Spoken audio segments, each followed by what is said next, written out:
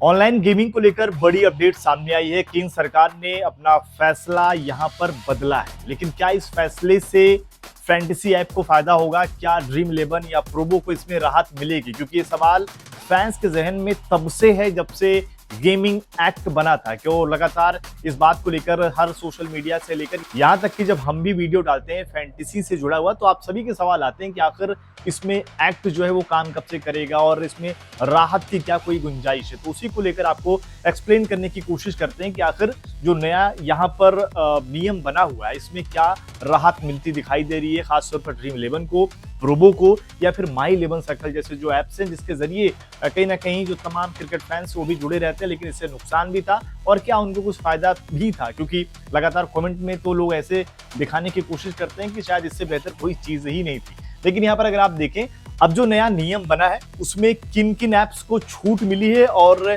क्या क्या पूरा प्रावधान रहने वाला है उसके बारे में आपको बता रहे हैं। दरअसल ऐप्स की अगर हम राहत की बात करें तो जो बिना पैसे वाले गेम्स है उनको यहाँ पर राहत मिलेगी। आमतौर पर ये पहले भी खबर आप तक पहुंच चुकी होगी।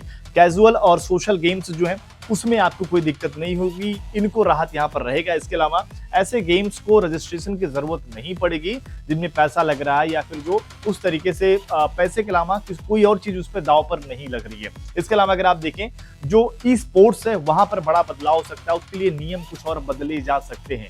लेकिन अगर आप देखें फाइनली वो ऐसे गेम्स जो पैसे वाले हैं उन पर सख्ती बरकरार रहेगी और ये सख्ती जो है वो और ज्यादा बदलने वाली है, क्योंकि 1 मई से ऑनलाइन गेमिंग एक्ट जो है वो लागू हो जाएगा। यानी कि अगले कुछ दिनों बाद से ही अगर आपको थोड़े बहुत कहीं कुछ लोग चोरी छुपे खेलते दिखाई भी दे जाते हैं अलग अलग प्लेटफॉर्म के माध्यम से जो लीगल नहीं भी है, उन पर भी तगड़ा एक्शन होने वाला है। यहाँ पर अगर आप देखें जो नया नियम है वो काम कैसे करेगा उसके बारे में आपको बताते हैं।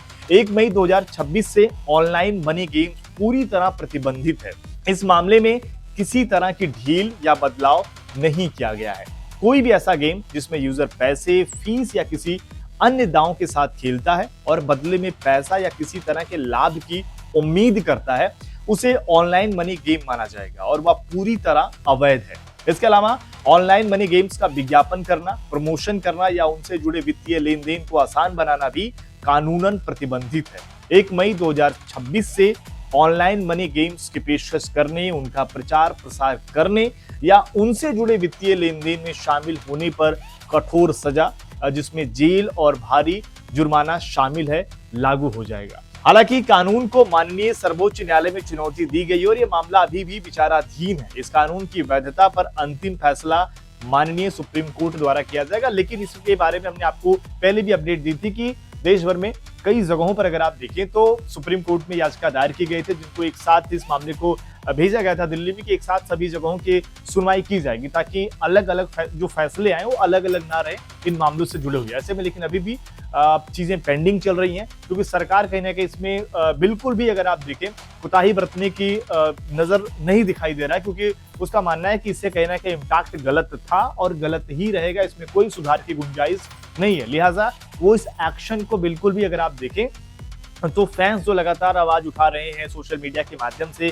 कि फैंटेसी गेम्स को वापस लेकर आओ, आईपीएल पर इससे फर्क पड़ रहा है, शायद आईपीएल इससे लोग ज्यादा देखते थे, ऐसा उनका मानना। लेकिन सरकार को इससे रत्ती पर फर्क नहीं पड़ रहा। उनका मानना है कि इससे लोगों का नुकसान था, लोगों के परिवारों पर इसका नुकसान था, लोग कर्ज में डूब रहे थे, जान भी जा रही थी और उसी लिहाज से उन्होंने एक एक्शन ले लिया और उस एक्शन पर वो कायम रहने वाले हैं। और इसमें चीजें और मजबूती से क्या होगी उसके बारे में आपको बताते हैं। दरअसल बैंकिंग सिस्टम से सख्त निगरानी की जाएगी। सरकार ने साफ किया है कि इन नियमों का पालन बैंक और पेमेंट गेटवे के जरिए सुनिश्चित किया जाएगा।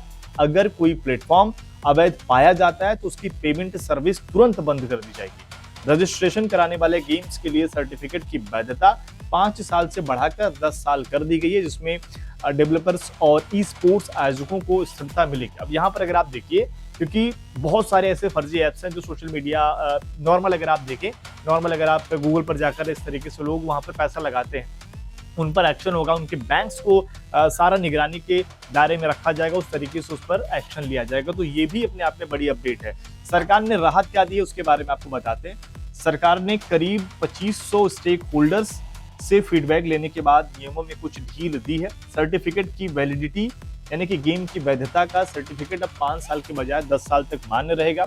समय सीमा जो है किसी भी गेम के स्टेटस को निर्धारित करने के लिए 90 दिनों की समय सीमा तय की गई है। प्रचार की जो छूट के बारे में हमने शुरुआत में आपको बताया कि मंत्रालयों को अब अपने स्तर पर गेम्स को प्रमोट करने वाली योजनाएं बनाने की आजादी होगी, लेकिन वो ऐसी आजादी बिना पैसे वाले गेम की। ऐसा नहीं कि जिसमें आप पैसा लगा रहे हो उनको आप प्रचार प्रसार कर रहे हो। इसके अलावा अगर आप देखें ओवरऑल आपको ऑनलाइन गेमिंग एक्ट क्या उसके बारे में बता दें। केंद्र सरकार द्वारा लाया गया एक ऐसा कानून है, इसका मुख्य उद्देश्य भारत में तेजी से बढ़ते ऑनलाइन गेमिंग और ई स्पोर्ट्स सेक्टर को एक कानूनी ढांचे के तहत लाना है, इसे बढ़ावा देना और गेमिंग कंपनियों के कामकाज को नियंत्रित करना है, जिससे यूजर जो है सुरक्षित रहे। क्योंकि इससे पहले क्या था कि जिस तरीके से लोगों की जान गई है उससे कहीं ना कहीं चीजें सरकार भी आहत थी।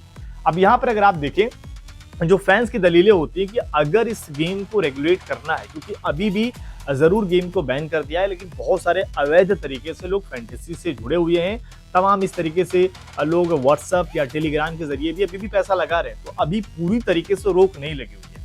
फैंस का कंसर्न ये है कि अगर बैन करना है या उसको लेकर कुछ नियम बनाना है तो आप ऐसा कुछ कर दीजिए, उसमें एज लिमिट करिए या फिर एक जो अमाउंट है वो फिक्स कर दीजिए कि शायद इस अमाउंट से ज्यादा का आप जो इस तरीके से गेम्स में पैसा लगा ही नहीं सकते, तो आपको बहुत ज्यादा नुकसान के कोई चांसेस नहीं रहने वाले हैं। लेकिन कहीं ना कहीं सरकार पूरी तरीके से उसे बैन करे, जबकि उसके बावजूद भी ड्रीम 11 माई 11 सर्किल जो अपने वॉच लॉन्ग या इस तरीके से अलग अलग प्लेटफॉर्म पर चीजें लेकर आ रहे हैं उसमें भी वो लोग इनाम का ऐलान करते रहते हैं। यहाँ तक अगर आप देखें ड्रीम 11 का वॉच लॉन्ग का जो मामला आज के मुकाबले को लेकर है, मुंबई और चेन्नई, वहां पर भी आप करोड़ों इनाम जीत सकते हैं। तो ऐसे में जब इस तरीके के नियम बन रहे हैं, एक जगहों पर एक्शन की बात आ रही है, तो अगर दूसरी तरफ ऐसे इनाम का ऐलान किया जा रहा है तो शायद वहां पर भी एक्शन लेने की जरूरत है। आपको क्या लगता है कि जो ये एक्ट बना हुआ है फैंटेसी ऐप पर जो ये रोक लगा है, ये सही है या फिर आपको लगता है कि थोड़ी बहुत छूट की जरूरत है? कमेंट करके अपनी राय जरूर